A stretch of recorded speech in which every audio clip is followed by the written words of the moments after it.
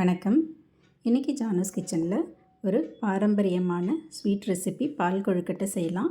நான் அதுக்காக 1 கப் அளவுக்கு அரிசி மாவு எடுத்திருந்தேன். இது நம்ம கொழுக்கட்டைக்குன்னு ரெடி பண்ணி வச்ச மாவு. இடியாப்பம் புட்டெல்லாம் செய்கிறதுக்காக ரெடி பண்ணி வச்சுருக்க மாவு. அந்த மாவில் கொஞ்சமாக நெய் சேர்த்துக்கிட்டு உப்பு கொஞ்சமாக சேர்த்துக்கிட்டு கலந்து விட்டுக்கிட்டு அதில் நல்லா கொதிக்கிற தண்ணியை கொஞ்சம் கொஞ்சமாக சேர்த்து மிக்ஸ் பண்ணலாம். ஒரேடியாக ஊற்றிட வேண்டாம்.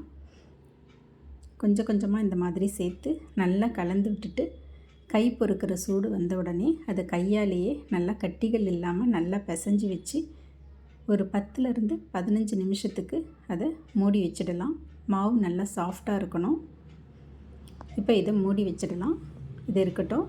ஒரு பாத்திரத்தில் நம்ம எந்த கப்பில் அரிசி எடுத்தோமோ அதே கப்பில் 1.5 கப் அளவுக்கு வெல்லம் எடுத்திருந்தேன். அதே மாதிரி 1.5 கப் அளவுக்கு தண்ணி சேர்த்துருந்தேன்.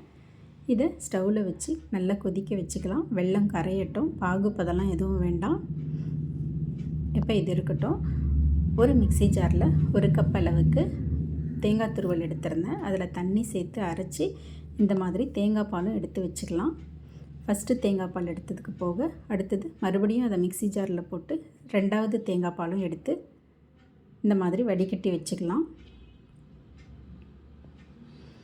இப்போ நம்ம பிசைஞ்சு வச்ச அரிசி மாவை எடுத்து நல்லா கட்டிகள் இல்லாமல் மறுபடியும் ஒரு தடவை பிசைஞ்சு கொடுத்துட்டு அதை சின்ன சின்ன உருண்டைகளாக நம்ம உருட்டி வச்சுக்கலாம்.